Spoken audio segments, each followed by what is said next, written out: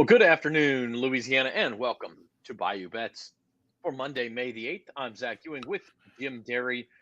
It's kind of like the slow time of the sports calendar, Jim, but somehow we still find ourselves with these jam-packed shows. Lots to talk about today.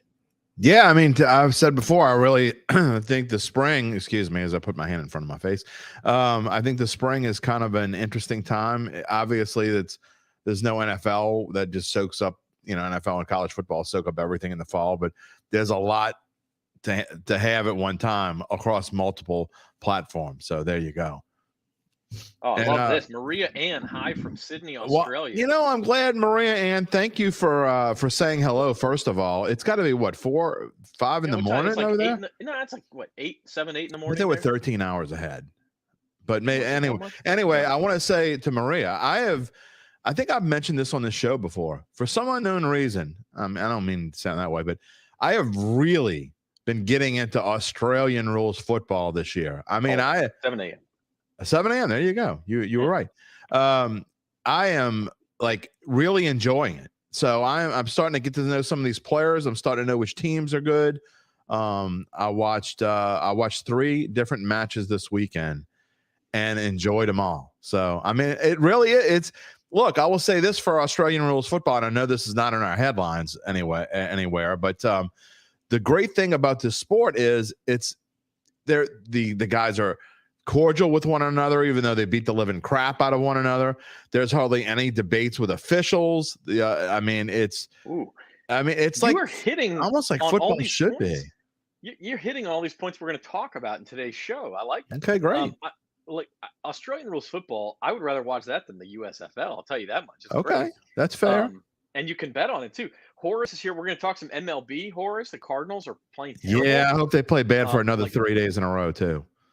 All right, you might hope they play bad for another 30 years. I don't know. I'm okay with the Cardinals, believe it or not. I have respect for the Cardinals because they have a very knowledgeable fan base that's not a fair weather fan base. The Cardinals fans are always there. I can respect the Cardinals. There are other teams that I'm not going to mention at the moment that I necessarily can't. Hello, Jerry. Jerry's here as well. Hello, Jerry. Headline time. Yeah, a couple of things before we dig in. We are brought to you by Caesars Sportsbook. Visit NOLA.com/Caesars. New users get our best offer there. We'll get a little bonus bet action for you. And subscribe to the Bayou Bets YouTube channel. So search Bayou Bets on YouTube. If you're not already watching there, check that out. Jerry says his Braves don't. I think your Braves are going to stay in first place. Yeah, I don't know. We'll see. One of the things I'm the most sure about of this. I think they're the best team in the National League East, but I don't necessarily know if they're going to stay there. I expect a charge from a certain team that we'll get into in just a little bit because that is on our list. Wait, let's show the Jerry's last comment. We'll see. Breakers 4-0. Okay. No one cares about the Breakers. Let's show the headlines. Okay. Mage won the Kentucky Derby. Here's our real headline. Jim Derry won a ridiculous amount of money on Mage winning the Kentucky Derby. I did. Thank you, Mage. Yeah, tell the people about what'd you hit, a try box? I hit 2 try boxes, as a matter of fact. I had Mage to win, and I put quite a few bucks on that, and that hit. And I was, if I hit anything else, it was going to be Lanyap. And I don't know really how to put these try boxes together necessarily. So a friend of mine who I know who knows what he's doing, he liked Mage as well. I said, I want you to put 2 try boxes, and we're going to get into it in my rant, but I want you to put 2 try boxes together, both of them with Mage in there, and they both hit. So it was quite a fun weekend. See, I was philosophically opposed to the one that had the bad apostrophe. Yeah, I didn't even know he put that in there until after. Yeah. That's why I didn't think I won the try box, because we had talked about that, and I felt the same way. But he had put that in there in the try box, and I didn't realize it until afterwards. Well, you got to take your buddy out to dinner, I think. Oh, absolutely. LSU baseball, second headline. Now the second team in the rankings. So they lost 2 of 3 to Auburn, behind Wake Forest of all teams. If you thought that LSU baseball was going to get passed this year in the rankings, I'll bet it was not Wake Forest you thought would pass them. But that's what we've got. So LSU's number 2. We'll talk about how the odds look for the national title in college baseball. NBA playoffs, of course, rolling on. The Suns and 76ers both get big home wins on Sunday. They're now even with the 2 favorites, the Celtics and the Nuggets, although the Nuggets are now not the Western Conference favorite, believe it or not, Jim. So we'll talk about that too. And then finally, that's great as for Jerry me. mentioned, the New Orleans Breakers stay unbeaten. Let me get on screen so I can do this. The New Orleans Breakers, who don't play in New Orleans. We're going to leave our biases out of this stuff. These are facts. The New Orleans Breakers, who do not play in New Orleans, have no players from New Orleans, and have never played in New Orleans, are 4-0. That is not true. They have not never played in New Orleans. They have played in New Orleans. When? 1984. Not this iteration. Yeah, not this iteration. Still the same USFL, so they have played in New Orleans. So to say they haven't played in New Orleans is simply not factual. Donald Trump's not involved with this USFL. They're not. Donald Trump never was involved with the New Orleans Breakers. I don't give a rat's patootie It's a different about league. The New Jersey Generals, who they But we're not going to argue yesterday. about it. Tell the people, okay, I'm not a big spring football guy, but the Breakers 4-0. Surprise win yesterday, I guess. No, they were favorites, so it was a surprise win as far as what I predicted, because I thought they would struggle, and they actually did struggle. They were 2.5-point favorites. They won by 3. So we lost that bet yesterday in our daily best bets by 0.5 point. I was surprised that they went on the road for the first real time this year and played a team with a really good defense. And the New Jersey Generals, that's their strength. And McLeod Bethel Thompson, who I'm going to try to get on the show, by the way, on the Datitude, by the way. And then if not this week, maybe in some upcoming week, is playing fantastic. And so is they have a great running game. They are playing solid defense. I mean, they're a fun team to watch, and they have at least 3 or 4 players on that team that I think have a real chance to make it to the NFL. Okay. While the USFL does its thing, the NFL will have a 3-hour schedule release show on Thursday. Oh my God, that's absurd. That is so absurd. And 10 times as many people will watch that than they watch any USFL game this week. And I'm not even trying to bag on the USFL. That's the grip the NFL has on people. No, I mean 10 times 20 times of the fans will watch that over a Manchester United match here in the States. So I thought we discussed that Premier League TV ratings were the same as the USFL, even though the games are at like 6:30 in the morning. Okay, so 10 times then. I mean, I don't think you're right there. All right. But speaking of the Saints, we are asking you our weekly bet.NOLA.com poll question. Which Saints draft pick will have the biggest impact in year one? Couldn't quite fit that on this graphic, but the question is for the first year. So if you think Jake Haener is going to be the next Drew Brees, for instance, okay, but that's not going to happen this year. So he's not a choice here. Brian Bresee, the first round defensive tackle, Isaiah Foskey, defensive end, second round, Jim's personal favorite, or Kendry Miller, the running back out of TCU, the third round pick. I guess you gotta go Bresee on this list. Just why do you have to go Bresee? I mean, he's gonna start. That's okay. Where I'm so is Kendry Miller, unquestionably. He's gonna start over Jamal Williams. No, they're both gonna play. They're both gonna be quote unquote starting.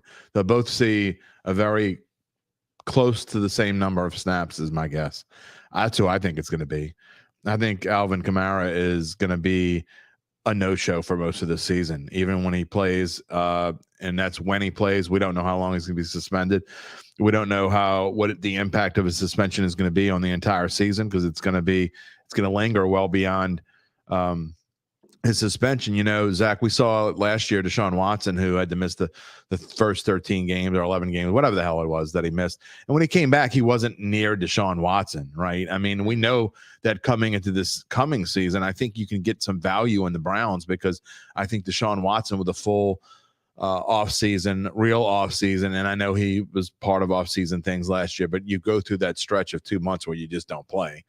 And so I think that Kamara is going to be in the same boat, that when he does come back, I don't know how effective he's going to be.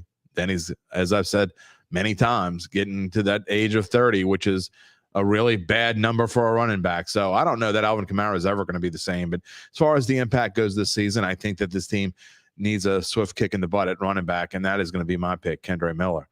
Although I do think both of the other players will either start or have that many significant snaps, including Isaiah Foskey. Yeah, I like your explanation for Kendry Miller there. I think he could have a big year. I'm personally going to go Foskey, just because I think he's going to rack up the stats. I think the guy could have 6 or 8 sacks. I think you're going to hear his name quite a bit, and so maybe he blocks a kick. Yeah, I don't think he's going to play as much as the other two, though. Is my deal. I think he's going to have an impact. And again, whatever I said, I didn't like the pick, but that doesn't mean I don't think the player is not going to have an impact, because I do think he will have an impact.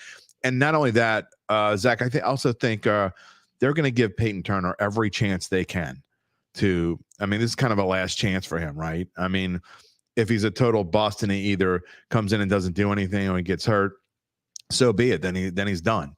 But I think they're going to give him every chance to compete, to be a real player. And whose time does that cut in? Probably Isaiah Foskey's time. And although, again, I think he will have an impact and certainly will play quite a bit in his rookie season. Yeah, and that's fair. We'll see. I just counting on Peyton Turner to me is just totally foolish. Oh, I'm not counting on him. I'm just telling you what they're going to. I'm not counting on him by any means. I'm just telling you what they're going to probably try and do. So I'm not counting on Mike Thomas, but I think he has a good chance to be very impactful and important. So we'll see whether that's true or not. But I'm not counting on either one of those guys. Yeah, and defensive line, we talk about snap counts, like that's a heavily rotated position. Yeah, so sure. Even if you're a starter, you're probably playing maybe 40% of snaps. Depending on, Cam Jordan's probably 50%, but some of these other guys going to be closer to 40. So that kind of brings us into our first topic for the day. What else do the Saints need? Post-draft, at least the headline part of free agency, it's a pretty complete roster in my eyes. The one place I would say, Jim, they need, they traded Adam Troutman, and I don't think Adam Troutman didn't wow anybody. He's not a great player. Obviously wowed Sean Payton. Well, yeah, I'll ask Sean Payton one day, give him a truth serum and see exactly what Adam Troutman's family had on Sean Payton. But I have no idea. He did fill a role as sort of that primary blocking tight end, where he's not going to catch a ton of passes, but he's in on running downs. He's sort of the hand in the dirt guy, or hand in the rubber guy, the way the NFL fields are anymore. Right. And, they don't have Juwan Johnson's not going to fill that role. Taysom Hill's not going to fill that role. I think they still need one of those guys. I don't disagree with that. I certainly think they could use another tight end, but I think more. I don't think the needs. My list of needs have changed all that much after the draft. I think they're pretty similar. I think running back is still at the top of the list. They need more depth at running back. I mean, you got to, again, until you find out exactly how long Kamara is going to be gone, you need to assume he's not going to be there all year. And right now, what they have, in my opinion, is not enough. I'm not saying you need to go out and get a top-notch running back, but you certainly need more running back depth than you have now. So that would be the top of my list. Also up there, maybe 2A and 2B would be wide receiver and offensive line. I love the pick of Saldiveri in the 4th round, and I think A.T. Perry is going to contribute to this team right away. Although some of the things I read that Jeff Ireland said in Duncan's Q&A with him worry me just a little bit about A.T. Perry. But I think you need, obviously, more depth at wide receiver, and you certainly need another O-lineman, because even if Saldiveri is a nice answer or a nice backup to Andres Pete and or Cesar Ruiz, I think you need to have someone else there, and I don't. So that's where I would go first, but I don't disagree with you that they need more help along the defensive front. At tight end, and I know you think defensive front, you probably need a little bit more too, but having another blocking tight end would not hurt for sure. You could always use more depth along the lines. I mean, there's no team in the NFL, even the Philadelphia Eagles. That's where you win. Snapped along the lines. Yeah, because it's where you win, and it's where the most injuries occur. Those guys get hurt. They leave all the time. They roll an ankle. They tear something in their arm. Sometimes it's more minor stuff, which just for a few snaps. But you've got to have, if you bring somebody else out there who is not up to snuff for those few snaps, it can change a game. You could give up a sack, strip, fumble. If you have a solid quarterback of an average or better running game and a top 6 or 7 offensive line, to me, you're a Super Bowl candidate no matter what else you have. Just to me, look at the Cincinnati Bengals. If they had a really good offensive line, I think they would be favored to win the Super Bowl. I mean, to me, they have a good enough defense. They have certainly a good enough running game, and they have one of the top 4, you could argue higher than that, quarterbacks in the NFL with a great receiving core. What do they not have? they have a below average offensive line. Even though they made it better last year, it was still a below average offensive line. So to me, that's kind of proof. And you look at the Chiefs. The Chiefs have a very good offensive line. They have an average running game at best. They have okay wide receivers, and they have the best quarterback in the game with a good enough defense, and they won the Super Bowl. So to me, that just goes to show you've got to be good on both sides, on the interior of the offensive and defensive lines, and the Chiefs have that, and so do the Eagles, and both of them made the Super Bowl, and one of them won it. I mean, and look at the Eagles; they're second favorite in the NFC to do it again. And the team above them has a really good offensive line and a really good defensive line. Yeah, I mean, I'm still not completely sold on Jalen Hurts as a superstar. I know he played very well in the Super Bowl, but he fills the role that team needs him to fill. He's certainly above average, and with their line play, and El Ray brings up a good point. Aren't enough good linemen to go around. I mean, yeah, it's hard to find this. Mickey Loomis and Jeff Ireland say this all the time. It's hard to find somebody that big who's athletic enough to play in the NFL. It's that you're looking for a rare specimen of a human being. So the teams that have them have a leg up. There's lots of fast guys who can catch. When you're doing your Super Bowl futures, ask yourself one question: where's the beef? That's all you need to ask. Right. The beef that LSU fans may have with D1 baseball comes in the rankings this morning. I see what you did there. That was really good. LSU down to number 2 in D1 baseball, probably the most recognizable college baseball rankings out there. I'm not a huge fan of them because it's not a poll. It's just a group of guys deciding. Wake Forest is number 1. The odds, however, as you can see at the bottom of your screen, show LSU still a slight favorite to win the national title at plus 400. Wake Forest plus 450 goes down to 3 other SEC teams. Let's say, what do you notice there? Yeah, South Carolina and Arkansas. I mean, the SEC tournament might as well be the national championship. Oh, I think it's harder. I don't think there's any. It is definitely harder. I absolutely agree. The SEC tournament. Jam-packed into what, 4 days? 5 days? You don't have to play as well 3 straight weekends, I guess. But LSU, for instance, is going to get to use Paul Skeens. If they were to make it all the way to the national championship series, Paul Skeens might pitch 5 games. That's true. Whereas in the SEC tournament, he's only going to pitch once. Yeah. So, and that's really the rub here, Jim, for LSU is Paul Skeens is terrific. He struck out 15 guys Friday night. He's probably the number 2 pick in the Major League Baseball draft in July, behind only his teammate Dylan Cruz. And LSU, I don't know, Skeens might be mound, 1. Yeah, I mean, I guess it depends on what the Pirates want to do with that number 1 pick. But when Skeens takes the mound, LSU would be a heavy favorite over anybody in the country. And even Brad Bohannon knows that. Sorry, that was bad. But you went there. He does actually know that. Okay. And unfortunately, he used that knowledge to get himself fired. It's like he doesn't know much right now. Yeah. The point is that when anybody else is pitching for LSU, there's a major question. I mean, they're going to have to bash the ball to beat some of these good teams with the rest of their pitching staff. Yeah. Well, I mean, look, who cares? I mean, I'm not trying to be funny here, but I mean, to me, we talk about this in pre-production. Sometimes the best thing that can happen to a team that's a little bit high on themselves after sweeping Ole Miss and sweeping Alabama is to have a letdown. And so they won Friday night. Skeens strikes out 15. I think the team struck out 18. I think it was a school record, if I'm not mistaken. Both of them, I think, are school records. So, look. It doesn't hurt to get knocked down a peg. And from them to realize the bullpen, already realized they were average at best. And the fact of the matter is LSU is going to have to score 7, 8, 9 runs a game when they get to when it counts to win some of these games when Skeens isn't pitching. It is what it is. And they know that now. They knew it already, but now they're certain of it when you lose 2 out of 3 to Auburn. It could get your head together. And and El Ray puts like LSU women losing in the SC tournament. I agree. I mean, I don't expect LSU to win the SEC tournament for the reasons that you mentioned. Skeens only gets to pitch once, maybe at the tail end, an inning or two at the very. Why exactly? Because it doesn't really matter.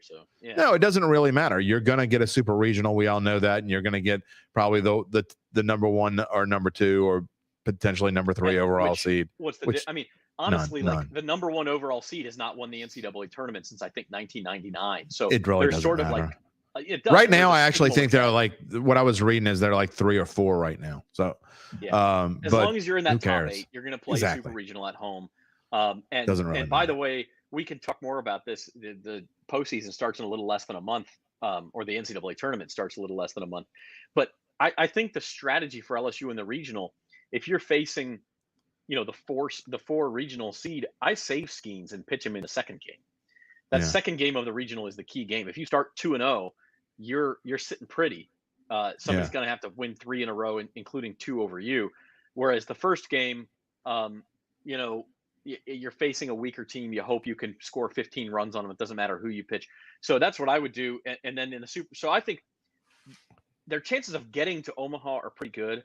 I don't know that I would bet on them to win once you get to Omaha. And part of the reason for that is the pitching depth. And who has pitching depth? It's a crapshoot, but correct. I will say that I think all 3 of those SEC teams have better pitching, especially after the injuries LSU's had. I don't think South Carolina does. But the other thing is that TD Ameritrade Park in Omaha, the new venue, it's not new anymore. It's been there for 15 years, but they're no longer at Rosenblatt, which was a launching pad. This park suppresses offensive stats, and so LSU, as you mentioned in pre-production, Jim, like they hit some moonshots, so maybe it doesn't affect them as much. But scoring 7-8 runs a game is not going to be easy at that park. Yeah, it'll be fun. Look, you could play a College World Series 8 times, and the same team is going to win 2, maybe.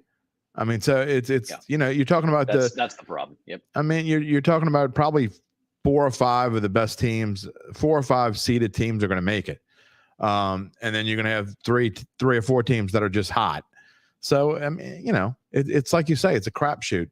That's a reason to me why you can't bet on LSU. I mean, you're not getting the right odds. You're not getting the right price.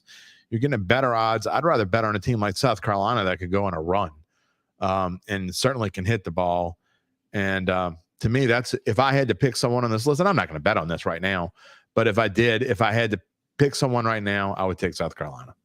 Another one, the next 2 on the odds list after this are Tennessee and Vanderbilt, 2 more SEC teams, both at 15-1.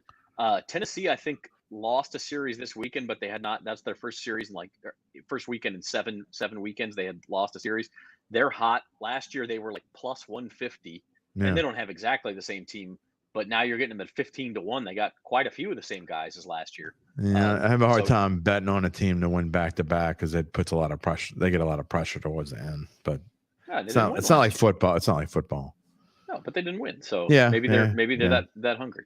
What do you think about Vanderbilt? You talk about pitching depth. I think they have probably the most pitching depth. They can't hit as well as some of these other teams, but to me, they have a lot of pitching depth. I don't mind Tennessee or Vandy at 15-1. So, speaking of college baseball, there was another headline, the kind of headline we don't like to see from college baseball this afternoon. Action Network reporting that Iowa is the subject of an investigation. The University of Iowa baseball team is the subject of an investigation by the Iowa Racing and Gaming Commission into a possible sports betting issue. And we have no proof that this is connected, but it's sure is a big coincidence. Iowa suspended 4 players for this weekend series against Ohio State, including their leading hitter. So you see what gambling has done to the sports world, Zach Ewing. This is a bunch of BS. I hate these sports books. Well, again, a lot of these things were happening and not getting caught in the past. 100%. So it's coming to light. We'll see. I mean, the Alabama thing, no players were involved. And again, we don't know that these Iowa players were involved. Just saying, you got to note the timing.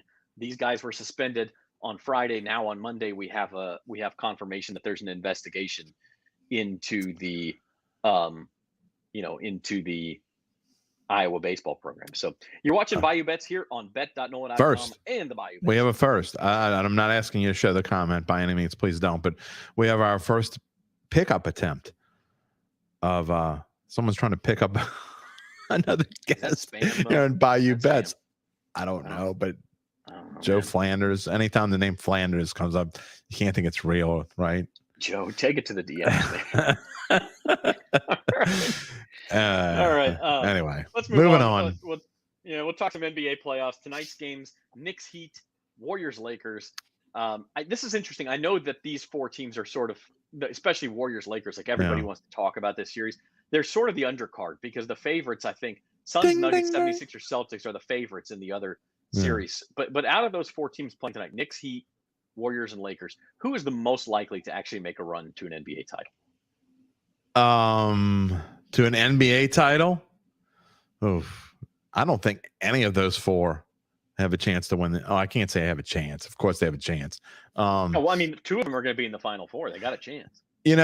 I don't know what the numbers are because I haven't looked the past few days. But of the teams playing tonight, I know this sounds crazy to some people, but I like the Heat. I think the Heat overall, Jimmy Buckets is, even though he got Jimmy Butler, man, it's a different breed. It's crazy, dude. It's crazy. And they're fun to watch. And I know they got a pretty good, they beat the Bucks, and that just goes to show the championship medal.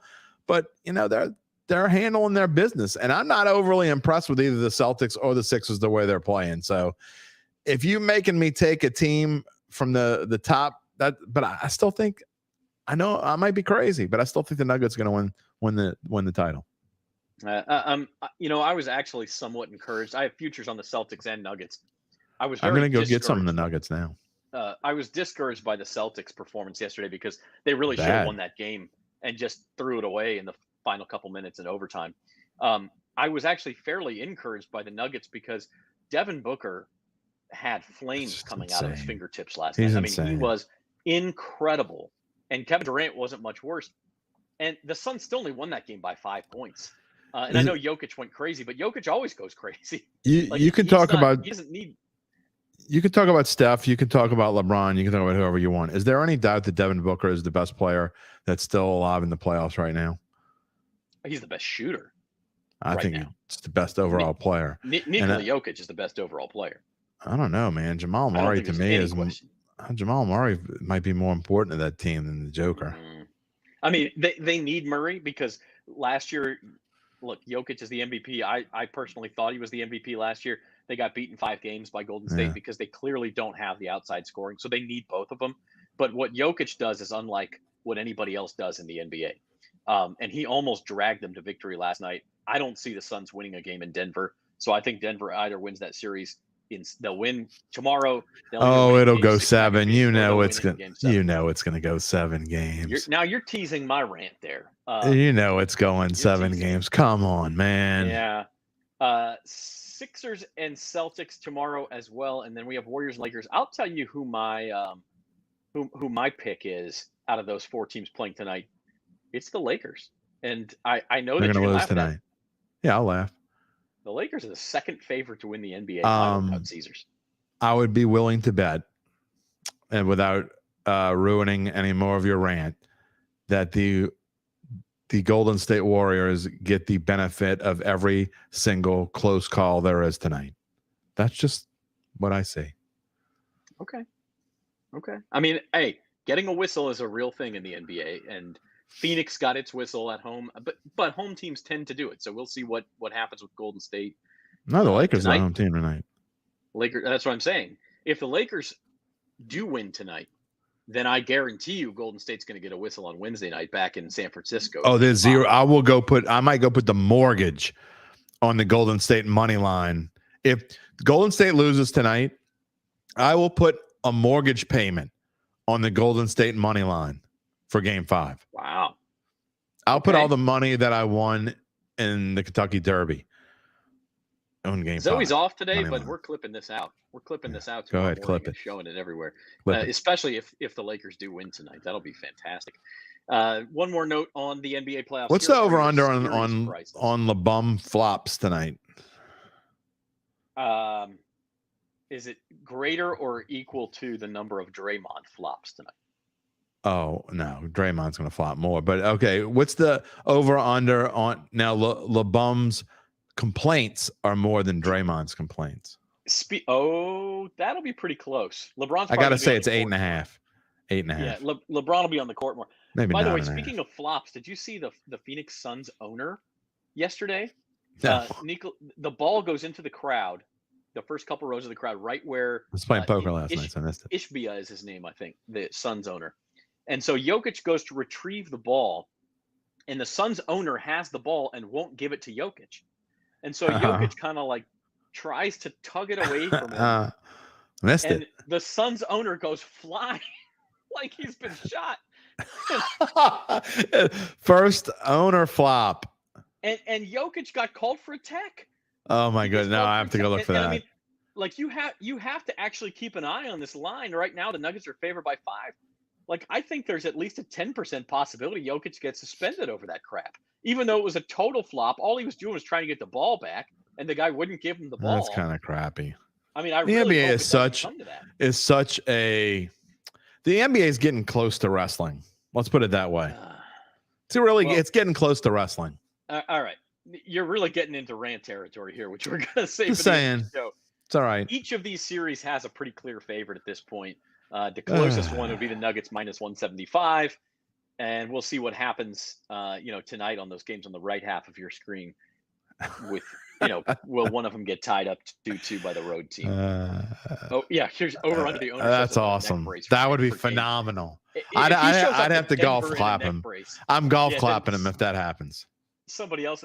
Do you remember the last time the Suns and Nuggets played? I think it was 2 years ago when the Suns the Suns made it to the NBA Finals. There was the Suns and 4 guy, and he knocked out the Nuggets fan, did he get knocked out? Do you remember that? I don't remember that at all. I thought you were going to ask me you remember the last time an owner showed up in a neck brace, and I'll say no, I don't. But it's good. The Oakland A's owner will if he ever shows up. Oh boy, here we go. All right. Moving Give on it up for God's sake. It has been, and this is another segue. This is why we're pros. We're moving on to baseball. We haven't talked Major League Baseball in a little while. We're a little more than about 5 weeks into the season, so kind of a good time to take. It's not quite the quarter point of the season, almost. The Tampa Bay Rays are 28-7. 28-7 reminds you of the '84 Tigers and the 2001 Mariners and the '98 Yankees, and just these incredible starting teams. Yeah. Are the Tampa Bay Rays for real? And are you surprised that they are not the World Series favorites at this point? No, because their name is the Tampa Bay Rays, and it's like going to Delaware. I mean, it's the Tampa Bay Rays. Nobody cares about the Tampa Bay Rays. If their name were the Los Angeles Dodgers, they'd be plus 350. If they were the New York Yankees, they'd be plus 300. If they were the Houston Astros, they'd be like plus 400. So it's because of the Tampa Bay Rays, which means that there is a little bit of value here. They always play solid baseball. I don't want to bet against them for sure. But to me, they're the only ones on this list that you can even maybe kind of bet with value. I mean, I guess theoretically the Padres, who have just been mediocre the first part of this season, maybe some value there. But my value is not even on this list, by the way. Who is your value, Jim? Who is your value? I think there are two. To me, what I love to do in May, and this is really when I like to bet most of my futures, I'll put a couple bucks on preseason. But to me, you can't bet on baseball until you see who these teams are and make sure they don't have some major injury that's going to be out for, the 150 games, whatever it is. So there are two teams that I think they're a value on right now because they have had mediocre starts. I'll give number 2 first, and I think that's the Brewers, because I think the Brewers are by far the best team in the National League Central at minus 150. I don't think their odds even show how much better they are than everyone else. I know Pittsburgh's got off to a hot start. If you want to put some money on them at plus 700, it's your money. You're free to do what you want, but I think you're wasting it. What if I put money on them at 80-1? Is that okay? You put money on them at 80-1 to win the National League Central? Yeah, you don't remember that? I don't. I have a whole list on opening day of all the futures I bet. I got some Pirates to win the Central at 80-1. If you could give me 80-1 right now, I would probably put like $2 on it just for fun. I mean, I think I put $3 on it. So. Okay, so whatever. But to me, I think this is a 2-horse race between the Brewers and Cubs, and I think the Brewers are much better than the Cubs. I mean, let's be frank. So, but I'm not talking about the Central. I'm talking about World Series odds, and I think the Brewers are somewhere around 22-1, 20-1, 22-1, somewhere around there. But my number one value is some guy named Bryce Harper came back last week, and the Phillies have kind of treaded water with him gone. And I think the Phillies You're going to get, because I think they were like 12 or 13-1 to start the year. There's no doubt in my mind that by season's end, they could end up being the best team in the National League if their pitching holds up, which it's been so far. And look, the Braves, I think, are better than the Phillies, but it wouldn't surprise me at all if by the end of the season, the Phillies were the better team. And I know that's blasphemy for our friend Jerry. Phillies are 20-1 to win the World Series. There you go. And you're right. The Brewers are 22-1. And as far as the division, the NL East, you can get the Phillies at 8-1 to win that division. Oh, I think that's great value there. I would. What are they like 6 back right now? A bit of a hole, yeah. Let's see. I had it up a second ago. Yeah, I do have it live TV. They're 8 back. Okay, yeah. That's not bad. I still think there's value there. I did want to bring up the AL East one more time because it's not just you'd think a team that started 28-7 would be like a minus 400 favorite to win the division. That division is crazy. Yeah, the Orioles. The Yankees are bad. Why would you bet on the Yankees? The Yankees are 18-17. 10 back. They haven't been terrible. That's 10 back in last. 18-17 is last place. 10 back. Orioles 22-12. Blue Jays 21-14. Red Sox, who aren't even on this list, 21-15. And yet, Yankees fans are out there going, "Oh, look at the value, 5.5 to 1. That's free money." Yeah, go ahead, bet it. Yeah, please. They may catch one of those teams in front of them. They're not going to catch all 4 of them. They may catch 2 of them, but they're not catching all 4 of them. They're not better than the Blue Jays. I actually think if I was going to place a bet on this division, it'd be either the Blue Jays or the Orioles, who at 18-1 are sitting in second place. I would bet on the Rays. It's not that bad. Minus 175. They've got a 5.5 game lead, and it's the Orioles, who aren't going to win the division. So they've basically got a 7 game lead in the division. And I know it's May, but they play solid. They're not going to go on losing streaks, not on long ones anyway. They may lose 3 or 4 games in a row at some point, but you're not going to see them lose 6-8 games in a row, I don't think. So I just think they're too solid across the board, and they're well managed. They're a good team, and people don't want to give them credit because their name's the Tampa Bay Rays, and they play in a boring stadium, and they play boring baseball, and they just win. I will say, I think the Yankees really, really wanted to win that series over the weekend. I know it's May, but you get these series that you circle, and the Rays were off to such a great start, and the Yankees kind of so, and they came in, and Garrett Cole was going to pitch yesterday, and they'd split the first 2 games of the series. And the Yankees took a 6-0 lead with Garrett Cole on the mound yesterday. Yeah, it was 6-0 in the 5th inning. Yeah. By the end of the 6th, that's demoralizing. 7-6 Rays. Yeah, and then the Rays won it in extra innings, and it's that was a statement for Tampa Bay. Yeah. They used the ghost runner to perfection. Well, games back doesn't matter to 7. Well, we're talking about the division. If you're betting on the division, games back matters. But you're right. It's a lot of teams get in. So if you think the Phillies are going to be better than the Braves, even if they don't catch them, they could certainly win the National League pennant again. Yeah, if you don't have pitching, you're not going to win. So that's where you start. You can take 3 or 4 teams that you like, and then you can narrow it down who has the best pitching, because it's unlike college baseball. It's the opposite of college baseball, in my opinion. You can not have, as long as you have 1 or 2 really good pitches in college baseball, you're probably okay. To me, in Major League Baseball, you have to have 3 decent, 2 really good starters, 1 decent starter, and a solid bullpen. And that's, to me, if you don't have those things, you're not going to win. And I think the Rays have all that, by the way.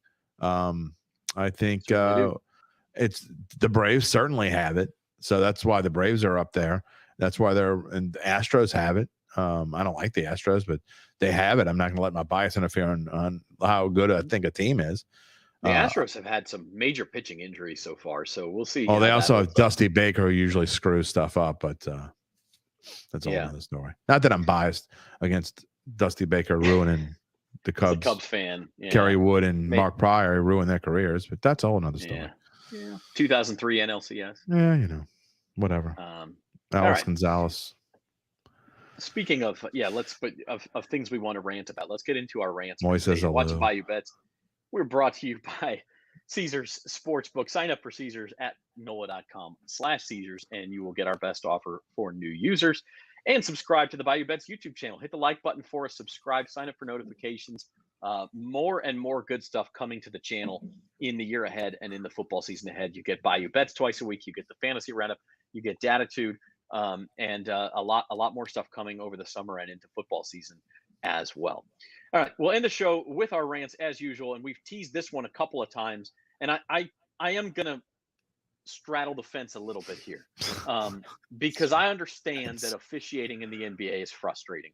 I find, and the crux of my argument here is that basketball is just about impossible to officiate, particularly at the NBA level.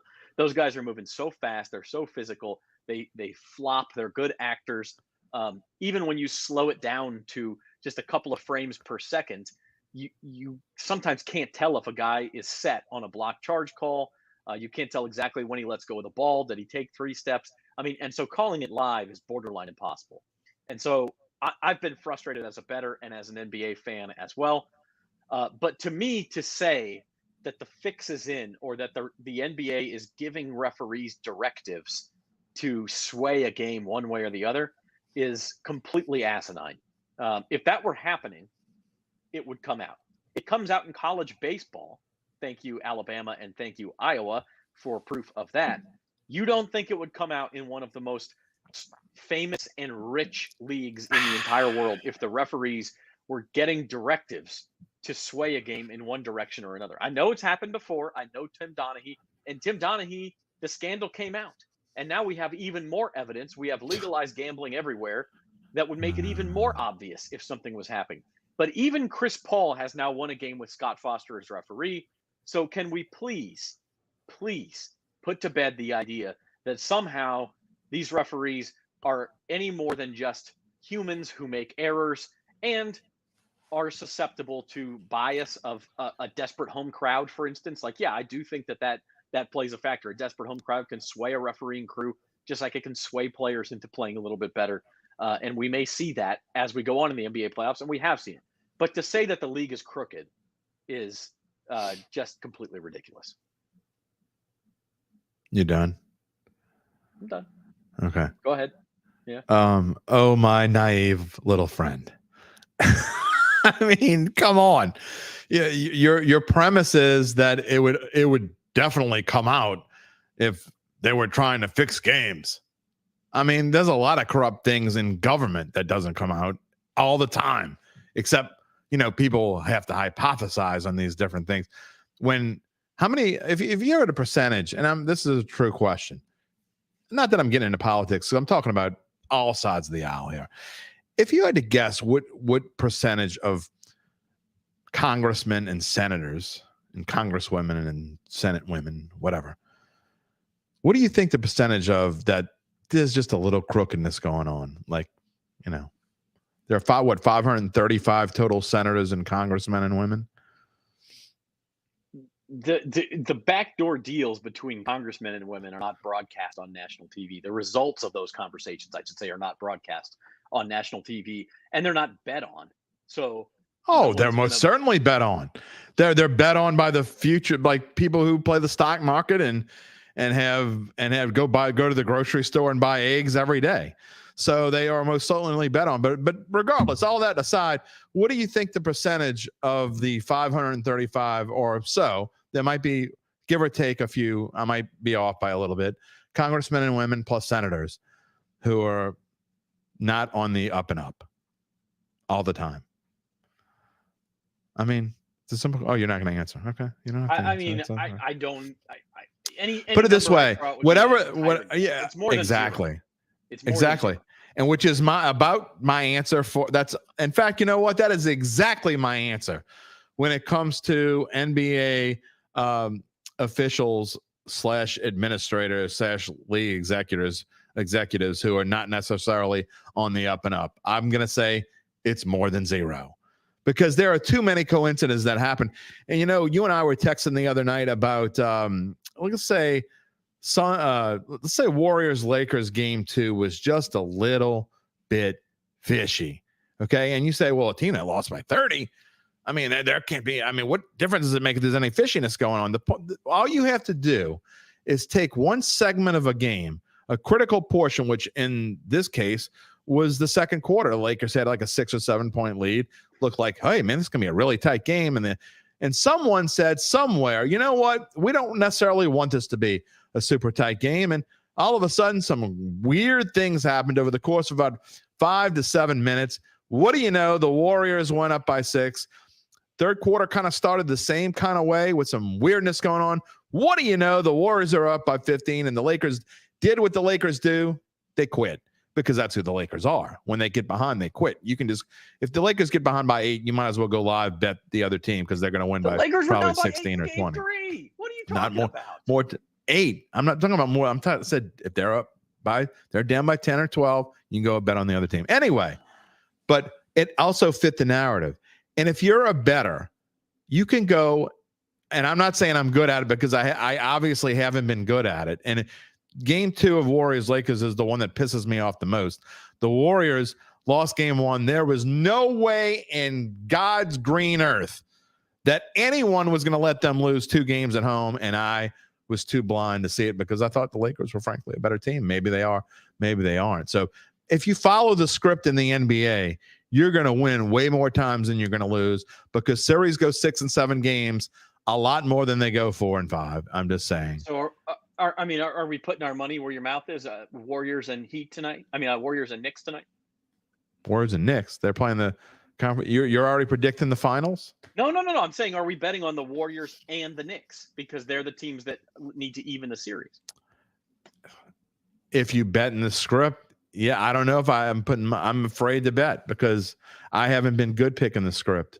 And see, if it was a script, then every series would be 2. I will say that here's why I'm saying you can't that way. Now, here's why I'm saying you can't necessarily bet tonight, and why I said if the Warriors lose tonight, I'm going to bet a mortgage payment on the Warriors in game 5. They're not going to lose game 5. You don't know whether it's going to be tonight or game 5. They could easily lose tonight. They win game 5. Then they get the calls in game 6. So you're left on the hook. They know the formula. I don't necessarily know the formula, but I would bet this. I bet 2 mortgage payments that it's going to at least 6 games, and that it's going to probably go to a game 7. I would bet on it depending on what the odds were. What are the odds for either team to win in 7, by the way? Do you have that up? I do not, but I will say the NBA following a script is what's gotten us such made-for-TV finals, such as San Antonio versus New Jersey, San Antonio. Oh, you're completely randomly picking. You're picking them out of a hat, and that's not what I'm going to give you about 10 examples in 20 years. Well, give me I tell you what. No. Don't give me 10 examples of 20 years. Give me the last 4. Versus Milwaukee. Well, give me what are the last 4? Okay, the last 4.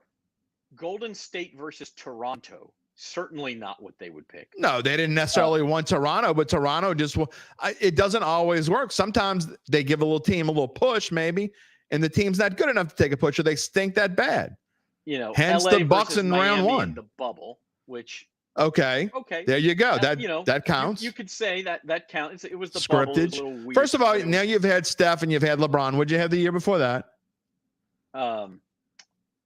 Phoenix versus Milwaukee.